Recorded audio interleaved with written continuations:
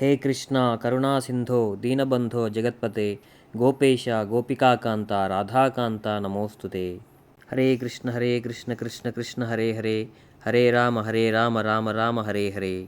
కృష్ణస్తు భగవాన్ స్వయం. ఆ భగవానుడే శ్రీకృష్ణ పరమాత్మగా ఈ భూమి మీద అవతరించి అనేకమైనటువంటి రాక్షసులను సంహరించి ధర్మాన్ని కాపాడారు. గొప్ప గొప్ప గురువులైన ఆదిశంకరాచార్యులు, శ్రీ రామానుజాచార్యులు, చైతన్య మహాప్రభువు వంటి వారు ఆ విషయాన్ని మనకు తెలపడం జరిగింది. శ్రీకృష్ణ పరమాత్మ కూడా వారు చెప్పినటువంటి భగవద్గీతలో తాను భగవంతుడు అని నిర్ధారించి చెప్పడం జరిగింది. ఆ యొక్క భగవంతుడు భగవద్గీతను మొట్టమొదట సూర్యభగవానుడికి చెప్తే, సూర్యభగవానుని నుంచి అతని శిష్యుడైన మనువుకి, మనువు నుంచి అతని శిష్యుడైన ఇక్ష్వాకునికి, ఆ విధంగా గురు శిష్య పరంపర ద్వారా శిష్యులకు రావడం జరిగింది. తిరిగి శ్రీకృష్ణ పరమాత్మ ఈ భగవద్గీతను తన మిత్రుడైన అర్జునుడికి యుద్ధ సమయంలో వివరించవలసినటువంటి సమయం వచ్చింది.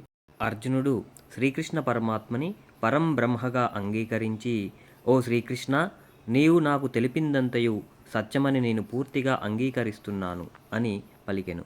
కనుక భగవద్గీతను భక్తి భావముతో మనందరం కూడా అంగీకరించాలి. భౌతిక సంసారానికి సంబంధించిన అజ్ఞానాన్ని తొలగించి మానవులందరినీ ఉద్ధరించడమే భగవద్గీత యొక్క ముఖ్య ఉద్దేశము. హరే కృష్ణ కృష్ణ కృష్ణ హరే హరే హరే రామ రామ రామ హరే హరే. జై శ్రీకృష్ణ.